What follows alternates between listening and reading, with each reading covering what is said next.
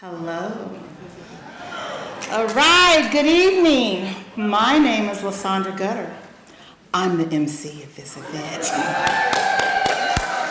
Yes, I need to tell you first off that this is my first time emceeing an event of this magnitude, but I was very happy to be invited to be a part of this celebration for two reasons. The first reason is behind you.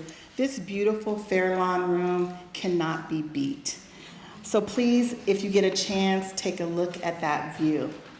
Secondly, I remember the first time I attended an event like this, the Women's Hall of Fame, and how I sat in the back, and I was just impressed with the honorees, and I was also impressed with how they contributed to the greatness of San Mateo County, right? So let's give them a hand.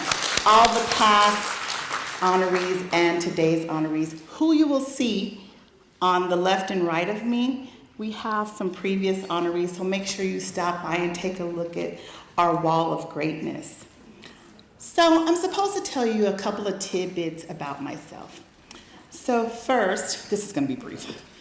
I'm a retiree from San Mateo County. I worked at the Juvenile Hall, AKA the Youth Services Center, AKA Hillcrest, the same place at 92 and 280. And after my retirement, I graduated from Leadership San Mateo. And Leadership San Mateo is also accepting applications, so that is my plug for them. It is a great organization. Just as an FYI, this program is being recorded in the back, and it will be posted on YouTube next week. Now, the recording is for the honorees, it's for the community, and it's for posterity. Okay, so with all of that behind us, with great enthusiasm, on behalf of the Commission on the Status of Women, I would like to officially welcome you to the 36th Women's Hall of Fame ceremony. Together we celebrate greatness.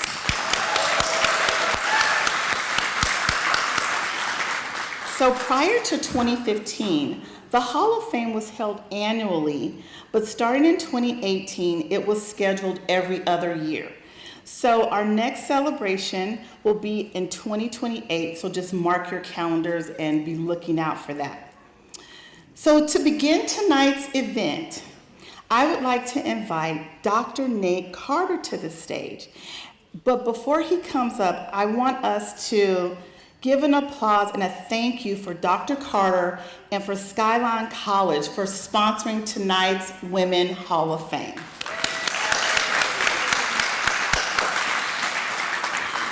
So Dr. Nathan Carter is the president of Skyline College, having been appointed to the position almost a year ago in 2025.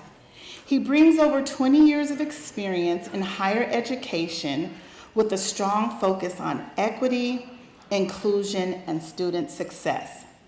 Dr. Carter's leadership is characterized by his transformational qualities and commitment to expanding opportunity, particularly for underserved student communities. He has a background in higher education, including faculty positions at the California State University at San Bernardino and Northern Virginia Community College. Dr. Carter is a graduate of the prestigious American Council on Education Fellows Program and has contributed to various local, state, and national initiatives supporting community college excellence. His appointment to Skyline College marks a significant step in his career, where he aims to advance the college's mission and create an inclusive, high-achieving environment for all students. So before he comes up, I just want to say that I first met Dr. Carter at an event in South City called A Taste of South City. I was getting ready to leave the event, but I was stopped by Mary Prim, and she said, "Oh, do you know this group of people? And I said, no. And she says, well, go and introduce yourself. And I was thinking, Mary, I'm a closeted introvert. I want to go to my car. But I said, okay, of course. And so Dr. Carter was one of those people, and I'm so glad that she had me step out of my, my comfort zone. Dr. Carter.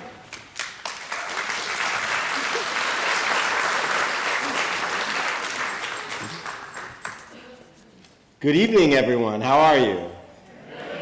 It is so good to see everyone here. Welcome to Skyline College. It's a true honor, it really is, to be here to join the Commission on the Status of Women in celebrating not just this event, but also Women's History Month, which just started. So can we give a round of applause for Women's History Month, too? Standing here with you, some seated, some standing in this room, and looking out over that Pacific Ocean as we all were doing moments ago, I'm reminded that every generation has a chance to push the horizon just a little bit further than the horizon before it, right? And so this evening to honor and celebrate women is very important because of the work of the women we will honor this evening and their contribution to pushing horizons further and further for everyone in this county. But if I can take a moment of personal privilege, this is also a very personal moment for me to stand before you at an event like this and to celebrate women. You see, I was raised by a single mother and a great-grandmother that was the true matriarch of our family. My mother's name is Saundra, my grandmother's name is Joanne, and they both deeply believed in education and opportunity for all. They worked incredibly hard, often carrying the weight of an entire household on their shoulders. But they never allowed me or my 4 siblings to believe that our future was limited by the circumstances that we faced. They always greeted us with a smile and showed us the dedication and the hard work that it takes to make a difference. And so, when I think about the stories of the women that we're going to honor here tonight, I can see some of the same spirit and some of the same energy and some of the same importance and significance that I saw as a young boy growing up in my mother and my grandmother. I see it in the leaders that we are building and the leaders that are here building stronger systems of care for children and families. I see it in those that organize their communities and bring people together in extraordinary ways to solve complex problems. And I see it in those that we will honor today that create opportunities for families and individuals who might otherwise be left out of opportunity. As you can see on the signs here, and my friend pointed to, there are more than 40 years of history. The Women's Hall of Fame has recognized women across San Mateo County who remind us that progress doesn't just happen. It happens because people step forward, because they listen to their communities and they decide that they will make things better. And so we're honoring important people tonight, and we're honoring tradition, and we're honoring the power of women in support of community. And I personally know that here at Skyline College, we are proud to be a small piece of those pieces of our community that help move society forward through our hardworking students, our faculty, and classified professionals. And the students here, many of who, yes, are women that are looking for opportunities to lead and to shape the future. So we're happy to be partners with you, and we're so humbled by the hard work of each and every one that we will honor today, and each and every one that we will honor in the days to come. And so please accept my welcome on behalf of Skyline College, the San Mateo Community College District, and I know we're gonna have a great evening, so thank you for being here.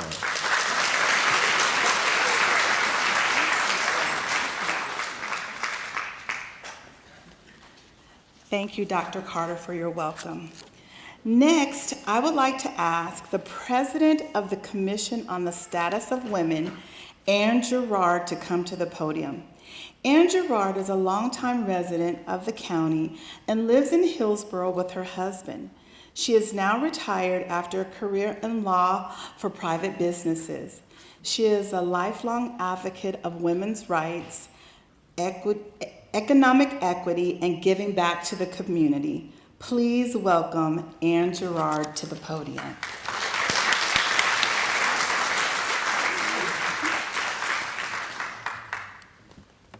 Thank you. Actually, before I dive in, I think we should thank Saundra for sharing her magic and her big heart with us tonight as MC. It was not an easy job.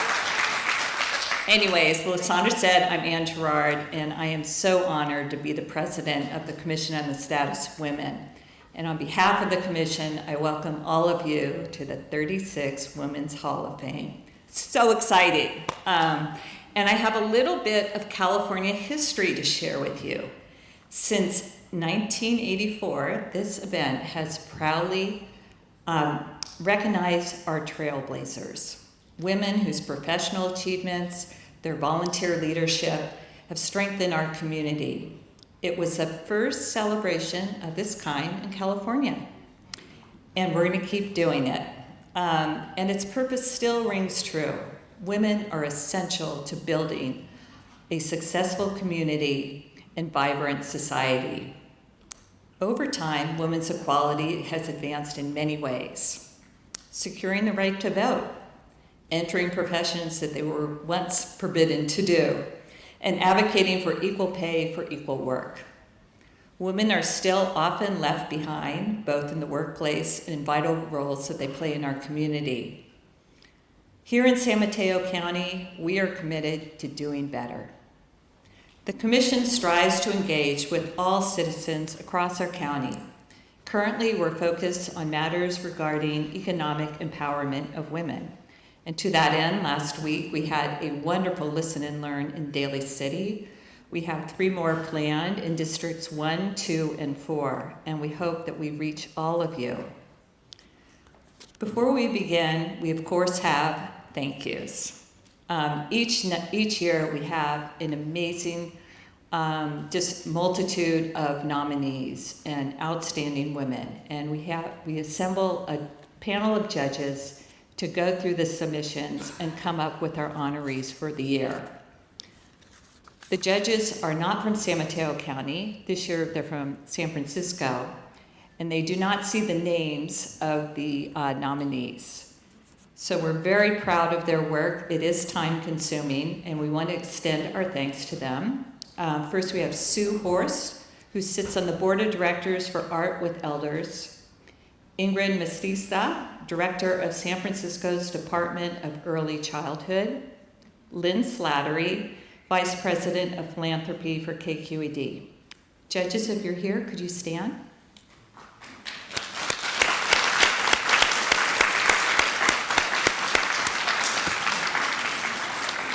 Thank you. We would also like to thank the Board of Supervisors for their unending, dogged support of our initiatives, ideas, and work. It has been such a privilege to work with them. Also, many thanks to our sponsor and volunteers for this evening. There's one person in particular that we have a major thank you to, and that is Director Tanya Beat.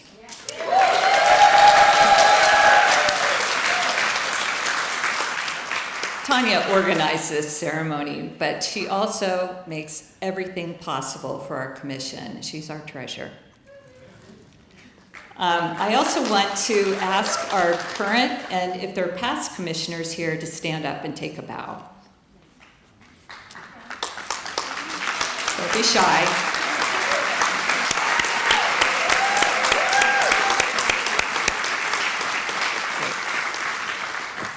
And then I want to thank all of you for coming tonight, for supporting the event, but also for having a role in California history too. We want to congratulate our honorees. You're all rock stars, and we could not be more excited to honor you tonight. Thank you.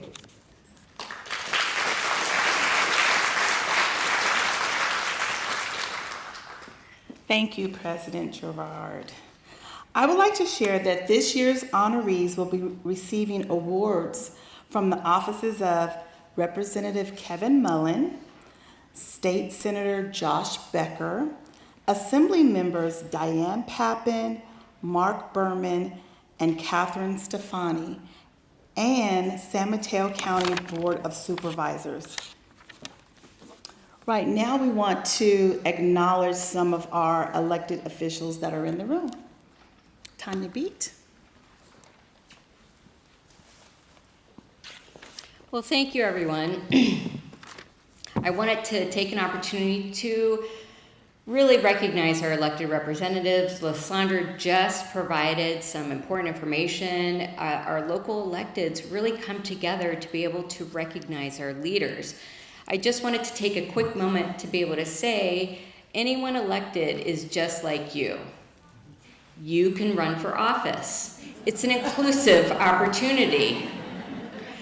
And I do want to say that our electeds are very busy. They have a big job, and they're human. They can play pickleball, put together a puzzle, volunteer at the local pantry. They are just like you. And I just want to remind you of that because we are all human. We all make mistakes, but we also shine. So this is my opportunity to give thanks to them and to their staff that really make it happen. So I would like to be able to also recognize Assembly Member Mark Berman. Are you here? Okay. How about Kevin Fong? All right, Kevin, thank you for being here. Assembly Member Diane Pappin, are you here? Okay. Is Sarah Phelps here? Hey, Sarah, thank you. And Assembly Member Catherine Stefani, your staff member Ildeliso Murillo. Yay, thank you. Is Senator Josh Becker here? How about Joan Dentler? Joan, are you here? Thank you. And our Board of Supervisors, I know you're waiting in the wings. I just wanted to make sure I recognize President Corzo, Supervisors Gauthier, Mueller, Speier, and David Canepa. Where are you, David? There you go. Thank you. Thank you for being here. Additionally, we have our city council members. We do have some representatives here. Is Flora Nicholas here from South City? Flora? San Carlos City Council, Sarah McDowell? No, Sarah, you're not here. How about Jocelyn Manalo? Jocelyn from Daly City. How about Kaya Egan from Redwood City? Kaya. And how about, is former City Council member Gina Pappin here from Millbrae? Okay, well, she was going to be here. If you are an elected, and I did not call your name, if you're part of a school board, if you're part of a commission and you were appointed, if you serve on the library board, Friends of the Library, please stand up. I want to give you some recognition. Please stand.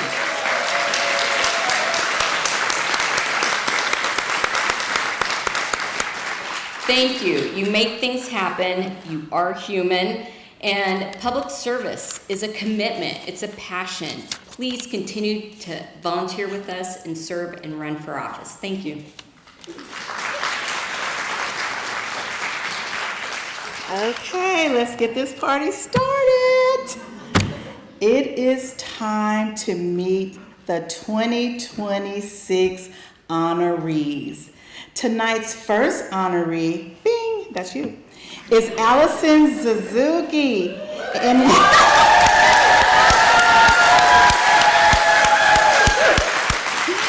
And here to introduce her is the president of the Board of Supervisors for the County of San Mateo, Noelia Corzo. I'm so nervous I need a team, so thank you, President Corzo. President Corzo is a lifelong resident of San Mateo County. She is a single mom and the daughter of Guatemalan immigrants. She studied sociology at Kenyatta College and San Francisco State University, obtaining her AA and BA degrees. Oh, she said to shorten it. Okay, she's great. She's in charge of District 2.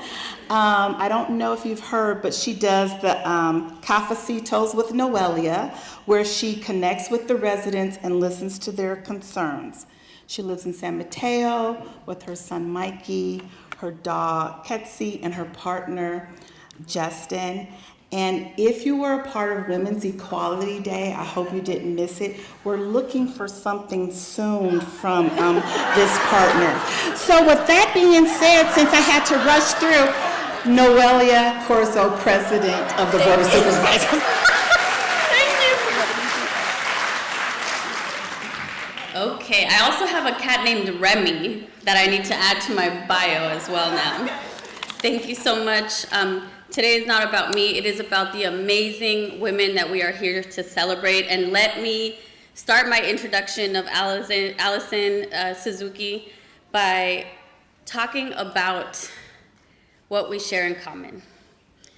And one of my favorite things about Alyson is really her very clear and deep commitment to serving young people and to making sure that they are empowered to lead, to be advocates for their community, and always balancing that with a deep sense of respect and gratitude to her elders, to her family, to the older generations who have sacrificed so much to give us opportunities. I think Alyson is a great example of someone who embodies what that commitment looks like, who embodies that kind of being in the middle and holding the responsibilities of supporting an older generation while also supporting a younger generation. It's something that I deeply respect about her, and it's something that I like to think we have in common. Now, I will share a couple of her amazing accomplishments, but I wanted to start with that because every woman that we're here to celebrate tonight has something special about them, but I think that one's unique, Alyson. So, I had the privilege of getting to know Alyson through her work as a founder and CEO of Unitedly, a community-based nonprofit dedicated to advancing language access, early childhood education, family support systems, and youth leadership for Asian and Asian American families and other underserved communities. We share a deep commitment of well-being for women, children, of social justice, and of advancing equity and inclusion work in our schools, workplaces, and across our community. Under Alyson's leadership, Unitedly partnered with other community organizations and San Mateo County leaders to create the county's first child development associate credential pathway for Chinese-speaking for Mandarin and Cantonese-speaking educators, a milestone that expanded professional opportunity while strengthening culturally responsive care for children and families. And I like to think of that work as a very concrete way that we celebrate bilingualism and recognize it as the strength that it is. She also launched the Game Changers Youth Leadership Program, whose members joined us at the February Board of Supervisors meeting to celebrate Lunar New Year and receive a proclamation. And in addition to this, Alyson serves as co-chair of the county's Chinese Health Initiative with Behavioral Health and Recovery Services. And she is also, most importantly, a proud mom of 2 basketball-loving sons. Being a boy mom is hard, y'all. Let me tell you. And she's really delighted to be able to have her parents with her here tonight. And with that, please join me in warmly welcoming and celebrating Alyson Lee Suzuki to the stage.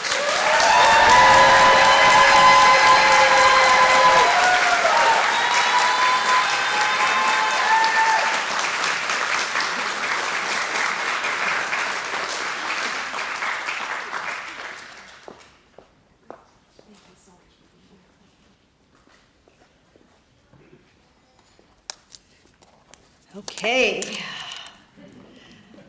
Whew. Thank you, President Corzo, for your leadership and for paving the way for women leaders in our county. I appreciate you. My name is Alyson Lee Suzuki, and I'm deeply honored to be here tonight with all of you. To understand why this moment matters so much to me and to my Unitedly family, hi guys, I want to take you back to where my journey began. Last year, when some people in this room wanted to nominate me, I asked them not to. I was very grateful, but part of me believed that I wasn't good enough, and that this recognition was meant for someone else. Looking back, I see it more clearly now. For many women of color, and those of us from immigrant families, there's often an unspoken pressure to be exceptional, because we know we are being watched, measured, and sometimes held to higher standards. I was also taught early on to work hard, stay quiet, and stay out of the spotlight, because safety often meant not drawing attention to yourself or to your family. What I was experiencing was imposter syndrome, and I know many of us have felt this before. It's that voice that tells you that no matter how much you've accomplished, it's still not enough, and that you don't quite belong. And for me, that feeling began in childhood. I grew up on welfare, in public housing, in a home shaped by domestic violence. I learned early what instability feels like. When I was young, I hated parts of my childhood, especially not having what other kids had. On top of everything else, I had to help my family navigate systems that weren't built for us. But today, I see it differently. Those challenges didn't break me, they prepared me. They made me more aware, more responsive, and deeply committed to community. I began to see who was being left out, and I saw how powerful it is when someone chooses to stand beside you.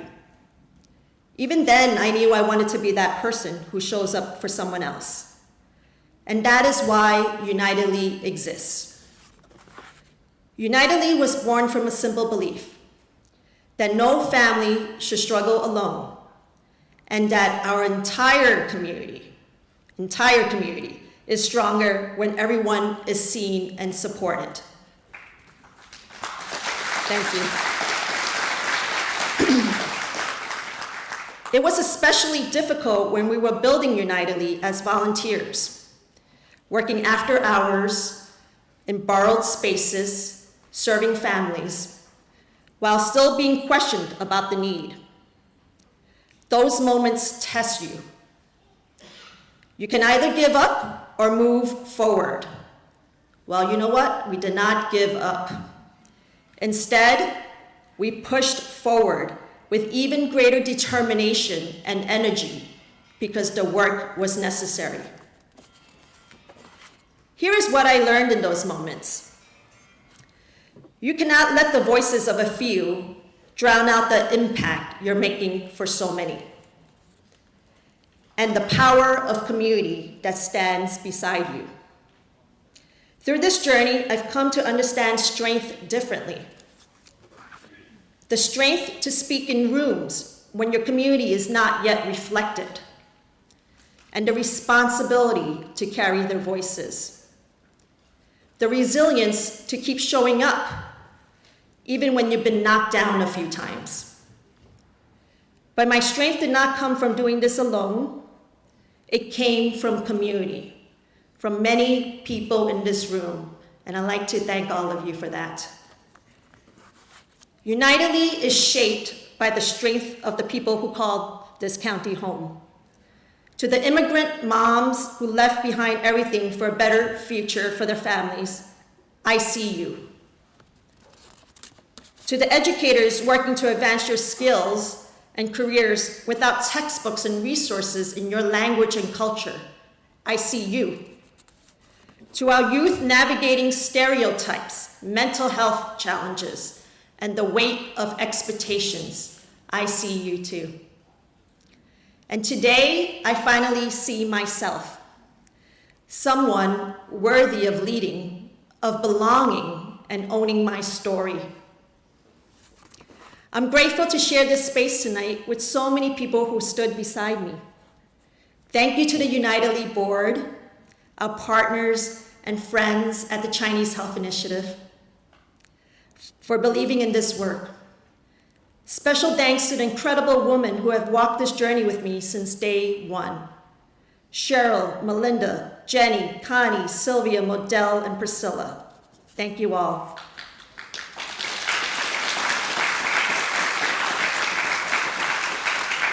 To my family, Tetsu, my husband, my #1 champion, you carry so much of our family so that I can do this work. Thank you for always encouraging me to do what is right. I stand here because you stand beside me.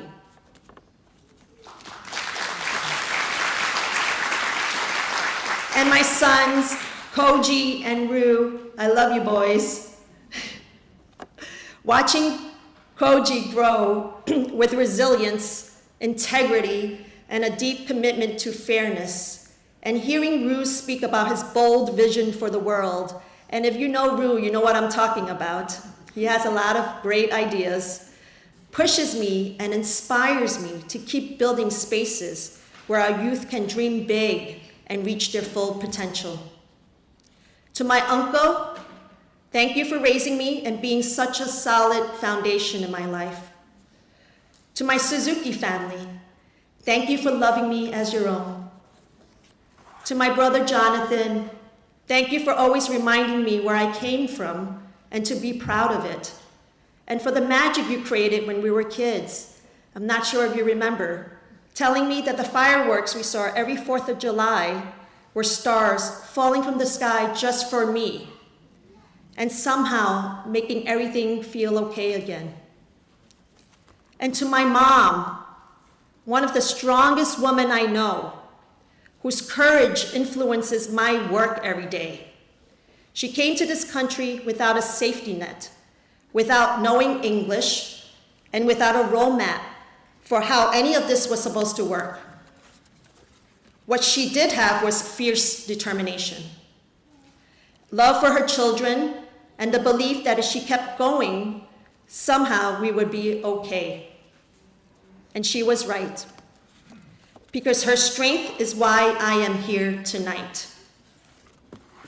The people who shaped me taught me this: none of us move forward alone. So I invite each of you to use your voice to show up and to build pathways for others. And to our youth, Emmy, Arena, and Journey, my nieces, and Kiara and Jace, our game changer participants. Kiara and Jace and Arena, would you stand for a moment?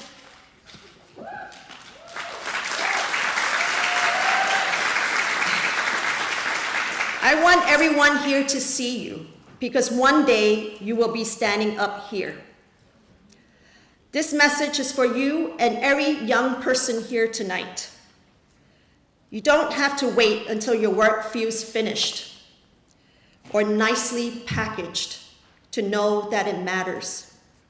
Showing up while you're still building counts. Be proud of who you are. Be bold, take up space. And yes, it is more than okay to be badass women leaders.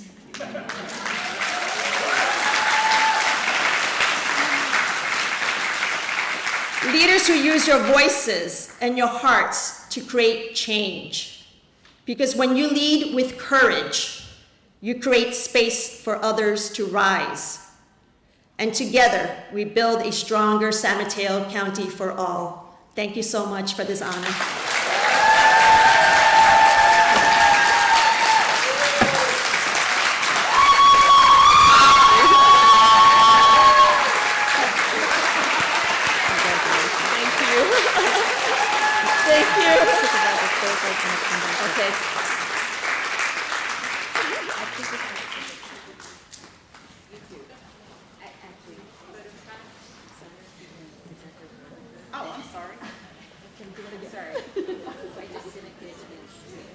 Okay, here we go.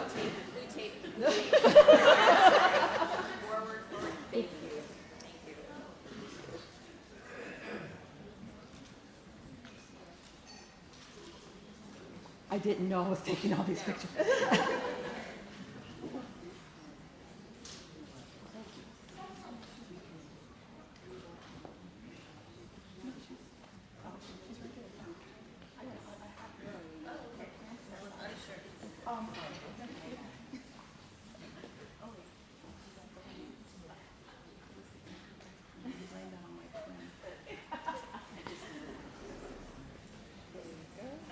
The other one had the wrong name, so we fixed it.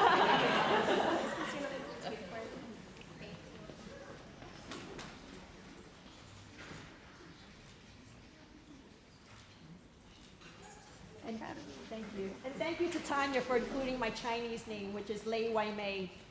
Thank you.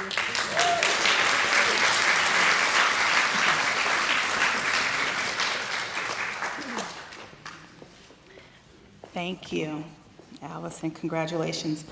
Our second honoree has the privilege of being introduced by Supervisor Lisa Gauthier, who is the board liaison to the Commission on the Status of Women. Lisa Gauthier is the current supervisor for San Mateo County, District 4, with over a decade of experience in local government, including multiple terms as the mayor of East Palo Alto. She has consistently prioritized affordable housing, public safety, and equity for all residents. I hope she wants me to rush. Okay, this is what I'm talking about. We're just gonna work together to make it happen.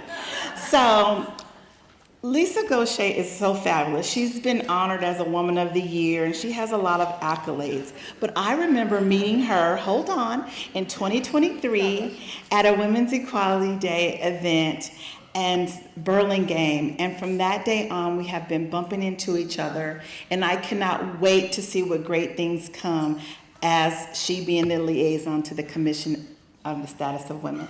Lisa Gauthier. Thank you. Thank you, Supervisor. Thank you.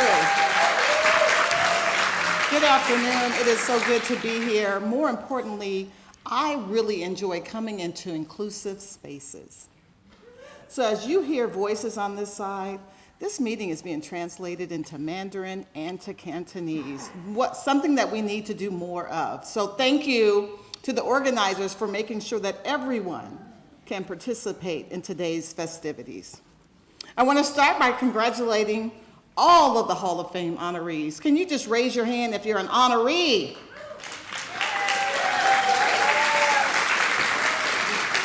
As you've heard, my name is Lisa Gauthier. I'm one of the newer Board of Supervisors. I've been on the board now for a year, so I get to still talk about my district, which is District 4, which includes East Palo Alto, a portion of Menlo Park, unincorporated North Fair Oaks, Redwood City, which includes Redwood Shores. It is a joy to recognize the young leaders of our community who remind us that the future is already in very capable hands. Tonight, I have the pleasure of introducing an extraordinary young woman who is being honored for her leadership, her civic engagement, and her powerful voice of poet, Amani Shroff.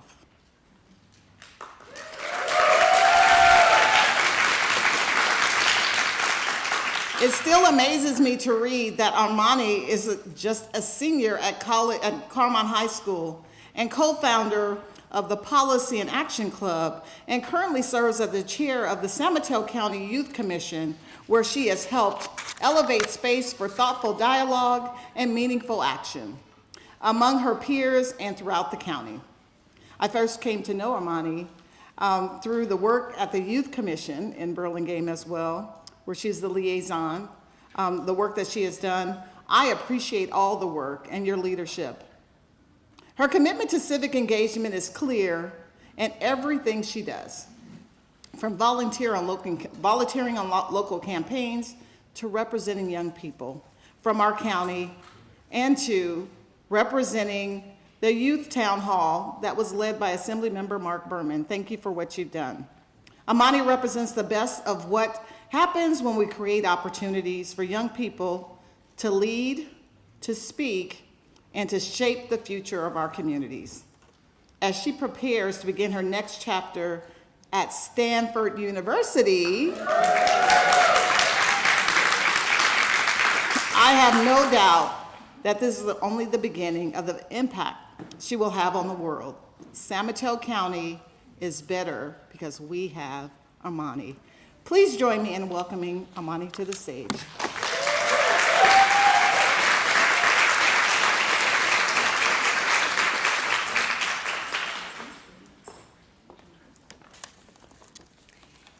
Good evening, everyone. It is an absolute honor to stand here tonight, inaugurated into the Women's Hall of Fame alongside so many extraordinary women. Each of you represent courage, persistence, and the quiet determination it takes to make the world better. To stand among you tonight is truly inspiring. To begin today, I want to tell you a story. Every single day, I take the bus back from school. And when I get off and start walking through my neighborhood towards my house, I pass my elderly neighbor sitting on her porch. Every single day, I wave.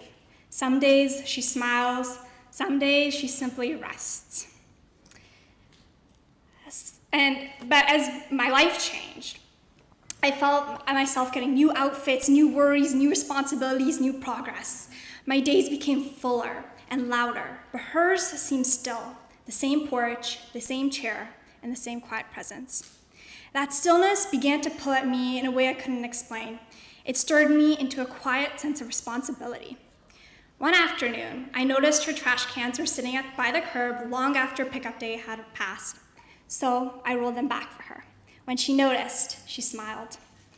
The next day, as I walked by, she motioned me closer, excitedly pointing to the little iPad she had as she sat in her garage. She wanted to show me the K-drama she was watching. She pointed at the screen and then pointed at me, insisting that the actress just looked like me. We both burst out laughing. And slowly, through my relationship with her, I realized something simple but powerful. Community begins with gestures like this. For so long, I had dedicated myself to thinking about policy and institutional change. I believed that the biggest problems required the biggest solutions. Laws rewritten, systems rebuilt, and structures transformed. And while those things absolutely matter, somewhere along the way, I had lost sight of what was right in front of me. I think we can all agree that the world feels heavy right now. And it can feel like bigger structures we once trusted are trying to tear us apart. But while what happens in government trickles down into our lives, I firmly believe that what we practice in our daily life can trickle up and change the world. We always talk about it takes a village.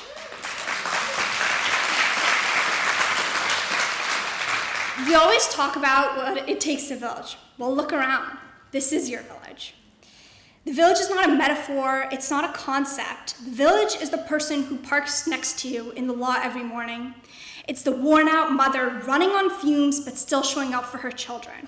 It's the bus driver navigating wet roads to make sure we arrive safely.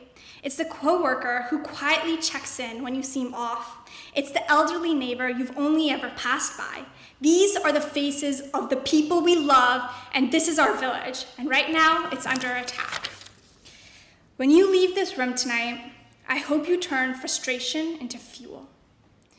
When the world feels cold, be the warmth. Maybe it's offering patience when someone is struggling.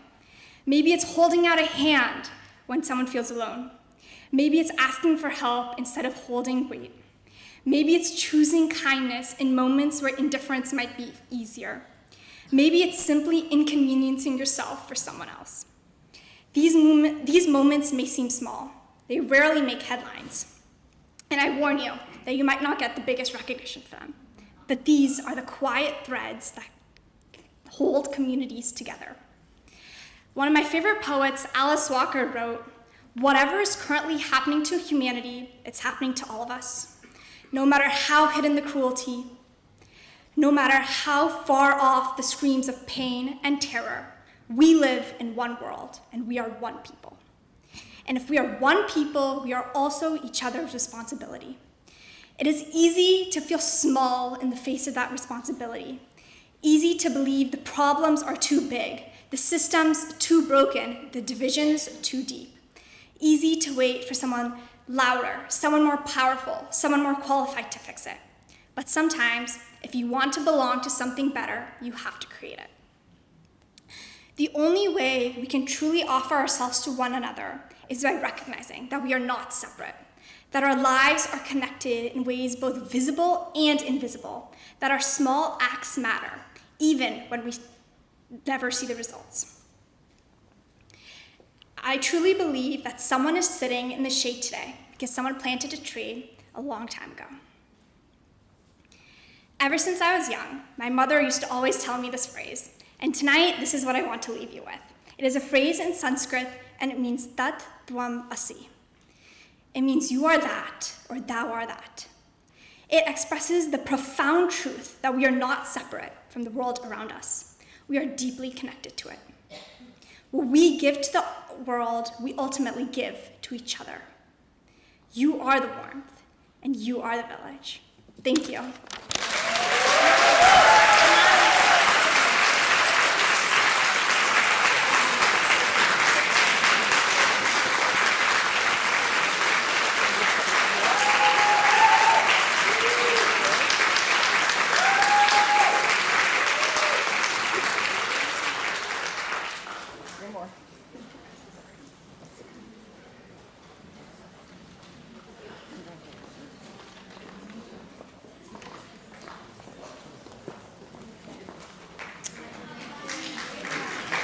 Thank you, Amani. Congratulations.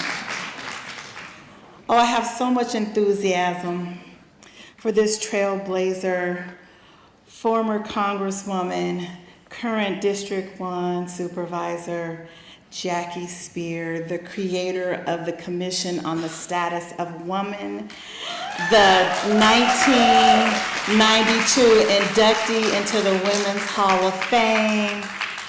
Come on up, Jackie Speier. You are so great.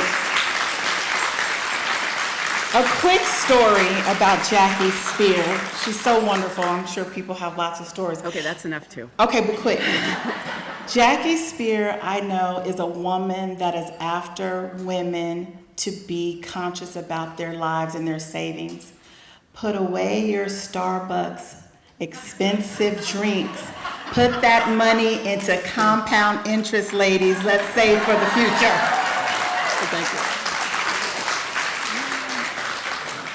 Thank you, Lasanda. Well, let me tell you first of all, what a thrill it is to be back with all of you and away from that craziness back in Washington, D.C. But I want to pay special homage to someone who's on that far board, former Congresswoman, Anna Eshoo, a colleague for so many years on the Board of Supervisors and in Congress. This was her brainchild. I supported her in this brainchild, but Congresswoman Anna Eshoo created the Hall of Fame for Women in San Mateo County. So in her absence, let's applaud her.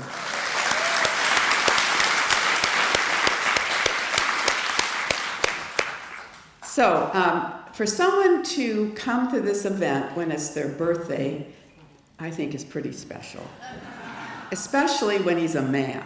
So Russ Miller, thank you for always being supportive of women, and happy birthday to you. Stand up.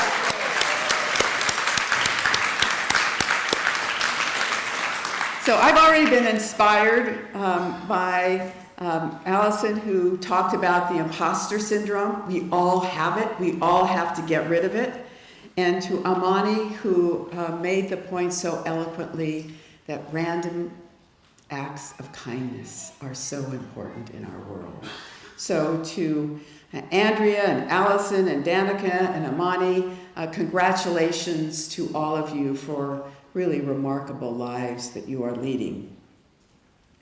I have the great privilege now of introducing the next awardee. I've known her for a very long time. For over 40 years, Yes, let's hear it for everyone over 40. For over 40 years, Terry Nagel has been a force for good. She has worked in the fields on so many different issues. For 12 years, she served on the Burlingame City Council, twice as mayor. And during that time, she demanded accountability and ethics in government, among many other things. And when the PG&E transmission line in San Bruno blew up back in 2010, it captured all of our attentions. And she took it upon herself in Burlingame to require PG&E to come in and test all of the transmission lines to make sure it was safe for Burlingame residents.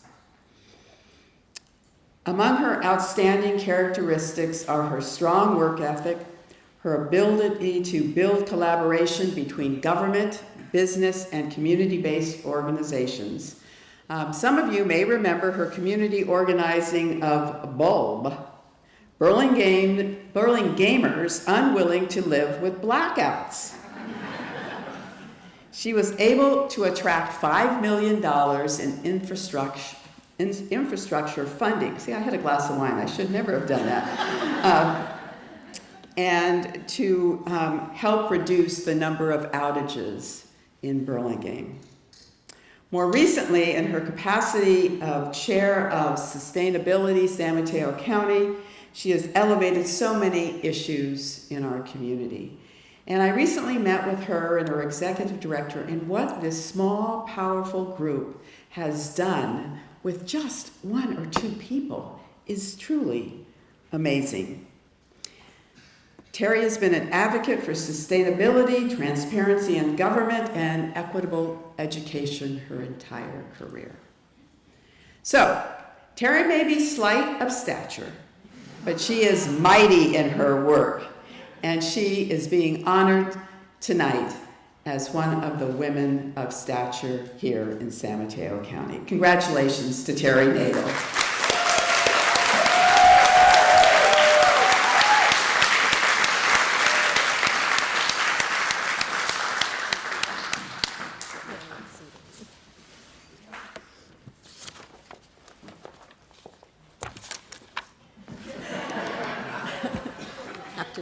Move that again.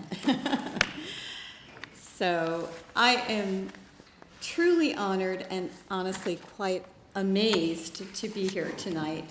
My heartfelt thanks to the incredible women on the Commission on the Status of Women, and especially Tanya Beef, who organized this program, and Saundra, who is our MC. I've had the great fortune of learning from some remarkable women in this county.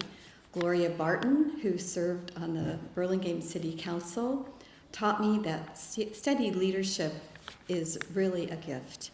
And former San Mateo Mayor Sue Lempert, I'm sure many of you know her, she's now in her 90s and she is still going strong. And she has proven that community service does not have an expiration date.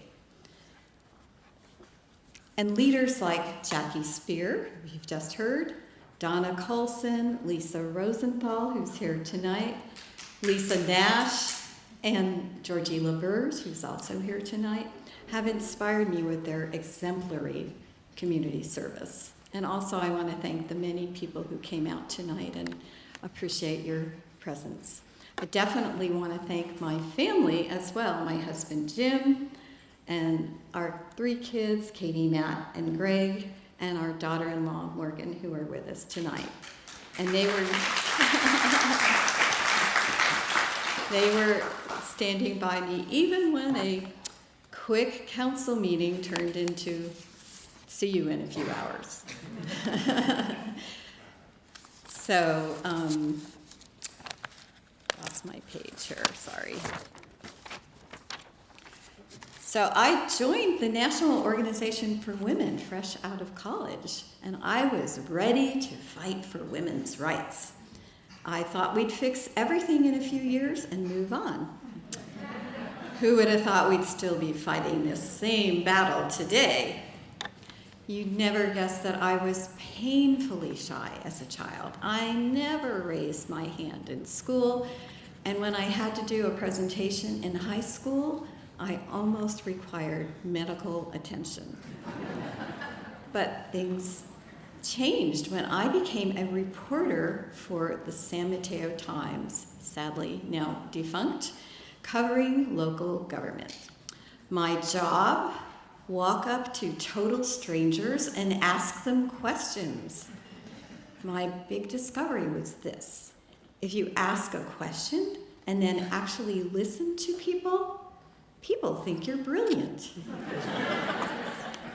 So learning the ropes of government came in handy when we moved to a new Burlingame neighborhood and discovered a developer wanted to cram 3 identical houses with no yards into a double lot on our street.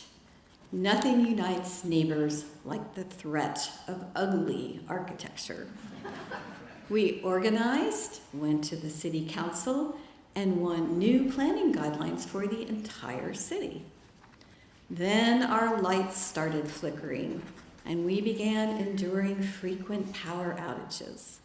PG&E tried to convince 80 people in our living room that squirrels were the culprits. Nice try. We formed a large group called Bulb, as you've already heard, and we logged every outage, and we filed 250 complaints with the State Public Utilities Commission. And after that, after months of persistence, PG&E basically rewired our city. So, before I knew it, I was on the city council. It turns out when you fix one thing, people give you a longer list. So here's what I learned. Nothing beats the feeling of people coming together and actually solving a problem. Unfortunately, the average American now spends 7 to 11 hours a day staring at screens. I plan a lot of programs, and since the pandemic, more people are no-shows or they tune in on Zoom. We like things, we follow things, but we don't always show up. I've noticed a change in young people too. I've mentored many students while volunteering for Sustainable San Mateo County. Part of the assignment is interviewing experts, but many give up when someone doesn't answer their email. I tell them, try this novel device called a phone. One Stanford student, very shy, finally called an expert and came back amazed, saying, "He talked to me for a full hour." Yes, that's called a conversation. In a book called Bowling Alone, that is, bowling by yourself instead of with others, Robert Putnam explains that people who are connected with others are happier, healthier, and they have stronger communities. But since the mid-20th century, we've become increasingly disconnected from one another. We've stopped joining groups, and our social capital is shrinking. Social capital is the trust and networks that strengthen democracy. And democracy runs on social capital, which means democracy runs on people connecting with other people. So here's my challenge to all of you. If you want to make a new friend, make the first move. People always think others are watching them and are eager to criticize them, but people are not thinking about you as much as you believe. They're too busy worrying about themselves. So get over it and strike up a conversation with someone new. If you want to get to know someone better, listen to them. You don't learn anything when you're talking. If you're a good listener, you'll find out what makes each person special. And if you want new ideas and real connections, show up in person. Zoom is convenient. Humans are better. So throw yourself out there. Make a new friend. Be a good listener. You'll be happier, healthier, and who knows, you might just help save democracy.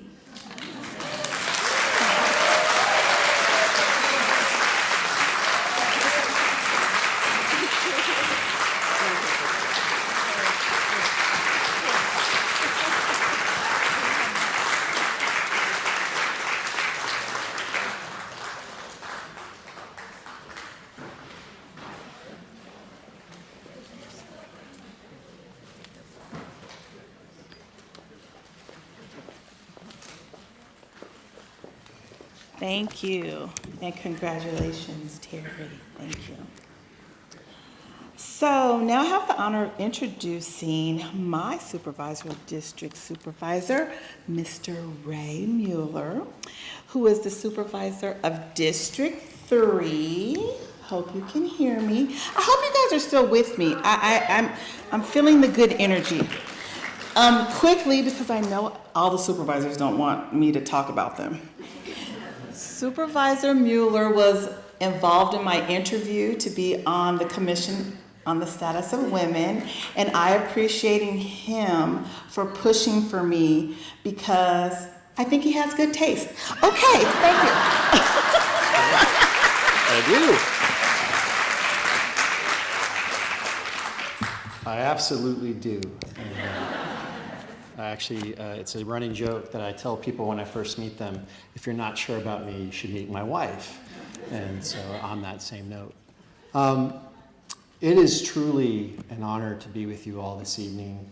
To go ahead and first to introduce one of this year's Young Women of Excellence honorees, Danika Gonzalez-Johnston.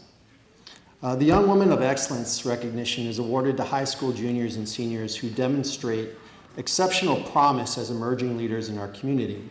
Honorees are selected through an anonymous judging process and are evaluated based on their commitment to community service, academic excellence, leadership on their campuses, and the courage and perseverance they show in their daily lives. Danika embodies all of these qualities in truly remarkable ways. A senior at Half Moon Bay High School and a proud resident of Pescadero, Danika has spent the past several years turning personal challenges into meaningful advocacy for others. At just 14 years old, she was diagnosed with a severe eating disorder and spent several years navigating treatment and recovery. What makes Danika's story so powerful is that she chose to transform that difficult experience into a mission to help others. She now works to raise awareness about eating disorders and to improve the way young people receive care. Danika serves on the Youth Advisory Council at UCSF Benioff Children's Hospitals, where she shares patient perspectives with doctors and providers to help strengthen treatment and support for young people navigating recovery. I got to know Danika because she interned in my office, where she played a key role in helping organize San Mateo County's first Eating Disorders Awareness Week, bringing together healthcare professionals, community organizations, and residents to educate our community and reduce stigma around mental health. And I have to say, it was a beautiful thing to watch it in board chambers and to watch the providers talk about it. But where it really struck me was when we were in Half Moon Bay at the library and I saw Danika interact with her peers about how much this means. Beyond this work, Danika has volunteered directly with patients in recovery, advocating for more culturally responsive care for Latinx families, and she also served as the 24-25 San Mateo County Youth Arts Fellow for District 3, where she developed a bilingual theater curriculum for elementary school students in Pescadero. Through it all, she has continued to excel academically and remain deeply connected to her community. And though it wasn't one of the things that she was nominated for, Danika has a superpower. Danika has the ability to see everyone in the room.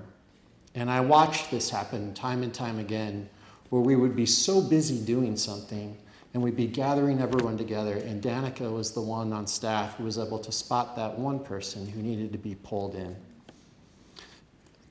Danika represents exactly what the Young Women of Excellence Award was created to celebrate. A young leader whose courage, compassion, and commitment are already making a meaningful difference. I can't wait to see what she accomplishes in life, but more importantly, I can't wait to see what she accomplishes for others. Please join me in congratulating and welcoming an inspiring young woman from our community, Danika Gonzalez-Johnston.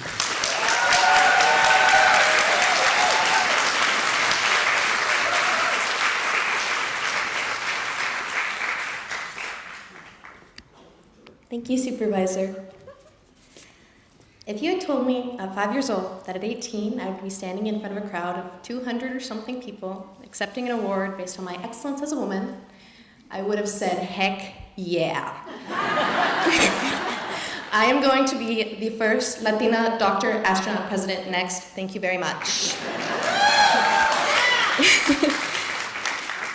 But if you had told me the same thing 4 years ago, I probably would have just stared at you in disbelief. And after a few moments of pensive silence, I can imagine myself whispering a single question. I made it out. As most of you know by now, I'm a survivor of a severe eating disorder.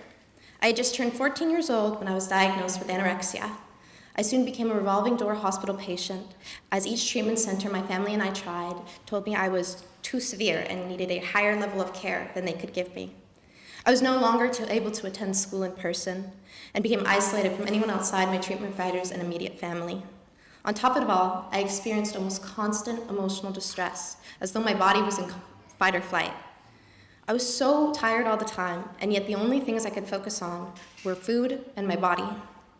So if a 5-year-old girl can go from entirely self-confident and ready to change the world to barely surviving within a matter of years, you can't help but ask yourself why. I was diagnosed at 14, but I don't believe my story starts there. I was only 5 or 6 the first time I looked at my body in the mirror and cried. And studies show that I wasn't alone. A 2011 statistic showed that 40 to 60% of elementary school girls were concerned about their weight or becoming fat. I recall learning in elementary school to be ashamed of my developing body, to avoid sexual harassment and ridicule from my peers and full-grown adults. I grew up in the developing digital world where there's an almost constant comparison of unrealistic lifestyle and beauty standards. And when the pandemic hit and left us grasping for any coping mechanisms we could find, for me and many others, it showed up in maladaptive behaviors around food. Eating disorders and mental health are not a choice. They are means of coping with our external and internal environments. They don't discriminate, but they can present especially for the malleable minds of young girls all over the world experiencing the 21st century version of gender-based oppression. Yet, to speak openly about these struggles is to bear the heavy burden of stigma and bias, leaving millions of people to suffer in silence every day. The good news for you all is that my story is one of hope. My recovery happened gradually. Slowly but surely, I began to see food and my body not as the enemy, but as life. I found that I am so much more than my eating disorder. I am a woman, a daughter, a sister, an artist, a leader, an advocate, a learner, and so much more. I'm also so grateful to have been given a multitude of opportunities to return to my recovery story and become an advocate for those struggling. Throughout my eating disorder advocacy work, the one question I've been asked the most is how? And to that, my answer is, take it one battle at a time. I believe that lesson applies not only to eating disorder recovery, but to life. I've come to understand that to create change and fight for what I believe in, I must too take it one battle at a time. Growing up on the rural coast side in a bicultural home with my Guatemalan father, white California mother, and my older sister while attending public school, I have a lot of things I want to see change for the things I care about. And sometimes I get frustrated that there's only so much a single teenager can do. But I see hope in the children I teach when they line up on stage for the first time, in the relief on a patient's face when a clinician sees and understands them, or in the way the stories that took me so much courage to share spark new conversations. I've learned that change is a ripple, and it starts with me and you. When you notice inequity and injustice in the world, do something. Doesn't matter how small or how many people are watching, take it one battle at a time. Thank you to the Commission on the Status of Women for this honor, and all of you for being here today. Thank you to the Office of Supervisor Ray Mueller, the San Mateo County Office of Arts and Culture, Coastal Repertory Kids Theater, the UCSF Youth Advisory Council, and Eating Recovery Center for allowing me the opportunities to continue growing and learning. Thank you to my family and my friends who have become family for your unwavering support. Thank you to all the women who have been in my life for teaching me to be brave, but especially my mom. And finally, thank you to my 5 and 14-year-old self for having the strength to fight for the woman I am today.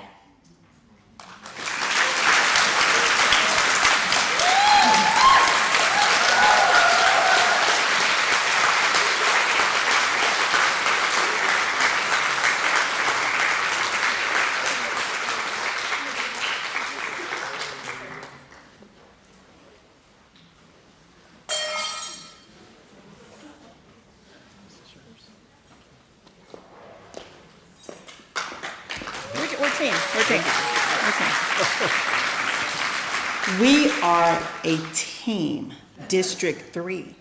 So Supervisor Mueller is up here because our last honoree is also from District 3, Andrea Jones.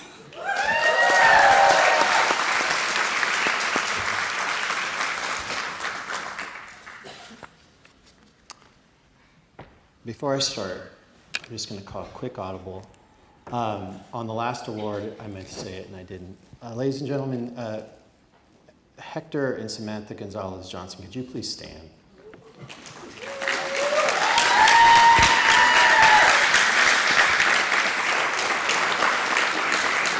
This is their second child to win this award. So you have to honor that. Thank you.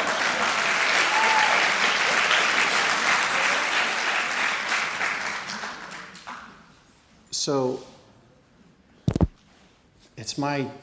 it's truly a pleasure this evening to introduce and honor Andrea Jones. For more than 20 years, Andrea has dedicated her career to children and families. She began in direct service, working side by side with young people and parents, and that experience continues to ground everything she does. It's amazing. I've known her now for years, and when looking into her background, things I had no idea, which makes it even more inspiring. And I'm actually curious if all of you know this, that early in her career, she had the joy of working with children and teenagers in Albuquerque, New Mexico, and then in San Francisco, teaching photography, creating, writing, and expressive arts to youth in juvenile hall and after-school settings. Then she went on to be an advocate for the arts in under-resourced communities by raising funds for artists and residence programs in the Bayview 100 Points neighborhood and leading a youth service visual arts nonprofit there. I had no idea. We know her in San Mateo County, where she later served as the director of the Big Lift. And then after that, she went to the Silicon Valley Community Foundation, helping lead a county-wide effort to improve outcomes for children. She then spent 4 years at CZI, where she spearheaded local giving initiatives and strengthened partnerships throughout San Mateo County, making a huge impact. During the COVID years especially, her leadership helped ensure that critical resources reached communities quickly and equitably at a time when it mattered most. I remember making a few calls to CZI. And beyond her professional work, Andrea has also volunteered as an arts commissioner in my district, a reflection of her belief that strong communities nurture not only children's basic needs, but also creativity, culture, and connection. And in the areas in my district where that work is done, it's sorely needed and so greatly appreciated.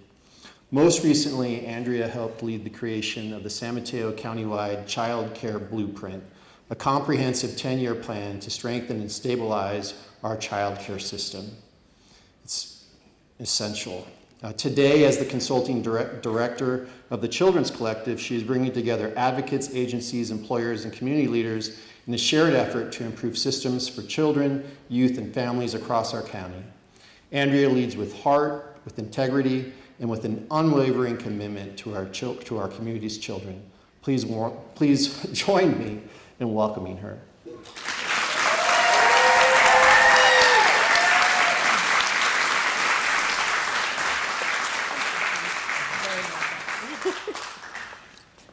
Wow, this is incredible. I was kind of scared that I was gonna trip on those stairs, so of course I have to let everybody know that I'm klutzy, but thank you so much, Supervisor Mueller. I really appreciate the introduction. And I wanna thank the Commission of the Status of Women for this incredible event. I am just absolutely honored to share the stage tonight with Terry, with Alyson, with Amani and Danika, along with all the other women going back decades to the 80s, which is amazing. So it's kind of funny listening to everybody else's speeches first, because there's a lot of common threads, and it actually took me a long time to figure out what I wanted to say tonight. I kept thinking, similar to Alyson, who am I to stand up and be celebrated for my work at this moment in time in this country? So I kept coming back to all the years that I spent working with children as a teacher, a program director, an executive director. And I was reminded of a night many years ago when I was working at the Tenderloin Y. Also, Alyson and I both worked in the Tenderloin. And having just finished dinner with the teens in our youth center, a young woman asked me if I could walk her home. And as we were navigating the streets of the Tenderloin, I asked her, and she was telling me about growing up in the neighborhood and the challenges of growing up there. I asked her, where do you feel safe? And she said, well, I feel safe in two places, the Y and my bathroom. Because in my bathroom, I can't hear the sirens or the yelling from the street. I can close my door and just shut the world out. So I carry her story with me every day. And I firmly believe that if we begin to change the systems, the very construction of how children, youth, and their families are experiencing this world, that we will naturally create more safe spaces like the Y, where kids experience connection and community, instead of needing to shut the world out. So that's how I've tried to guide my work, and that's what we're working to achieve with the Child Care Blueprint, to ensure families can find and, most importantly, afford the child care that they need, to make sure that our educators and our teachers are well paid and they're valued, that our facilities are healthy and safe, and that our children, most importantly, have positive places to grow. And I want to thank the Commission on the Status of Women on this subject, because their work to raise these issues as critical to women's economic stability is like a huge part of what we've been able to build. And moving forward, we share a vision for the Children's Collective, that we can mobilize, activate, and connect a powerful movement of advocates to change systems. And to do that, I know one thing to be true. We must go together, finding the common ground that unites us outside of our organizational and individual differences, and leading with hope, joy, and optimism, lifting each other up when we're tired, giving grace when we struggle, and celebrating together when we make progress. So I want to thank all of the friends and colleagues, many of you here tonight, many outside of these walls, who believe in this vision too. I hope that many more of you will join us. And I especially want to thank 3 people here tonight, this is the part where I might choke a little bit, who lift me up every day. My mom, who raised me as a single mother and worked tirelessly so that I could have a better life.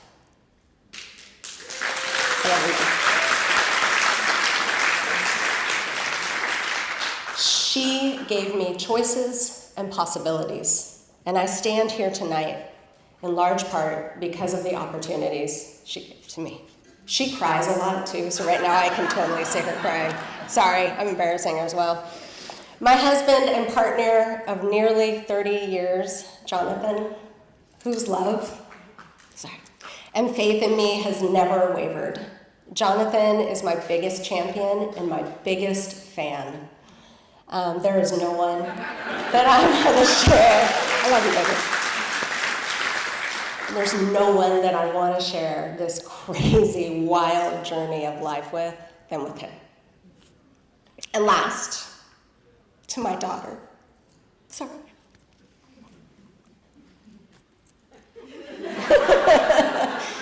I used to drive me crazy when my mom cried, and now I cry too, and so. Anywho, anyone who knows me knows that Lila is my heart, and that being her mom is the most important thing to me in this entire world. Sorry. Watching her forge her path in life is the greatest gift. And this weekend, she turned 16. Also, she was born on International Women's Day, so watch out, world.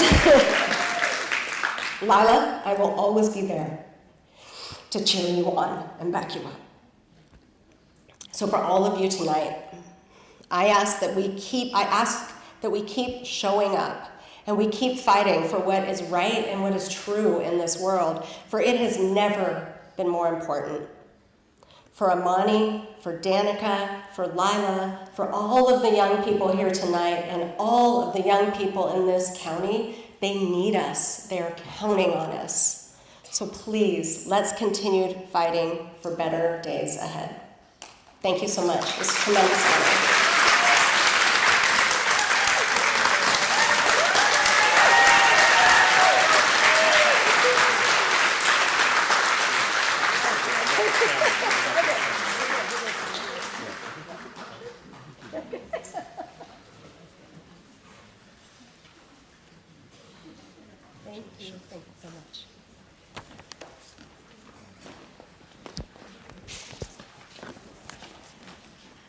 Thank you. Congratulations, Andrea. So tonight we have witnessed the extraordinary work of 5 women, each accomplishing so much through inspiring dedication and unwavering commitment to their goals.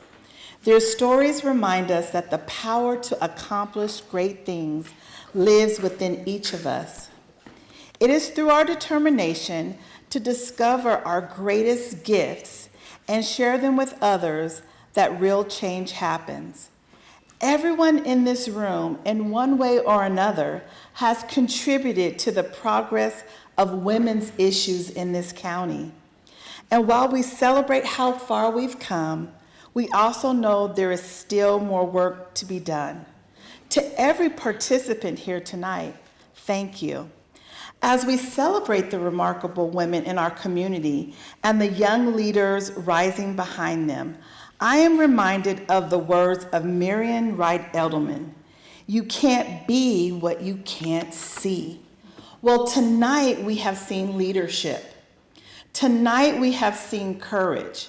Tonight we have seen women showing the next generation what is possible. Thank you to the honorees for lighting the path forward, to the young women who will carry that light, and to all of you who will support them every step of the way. On behalf of the Commission on the Status of Women, thank you and good night.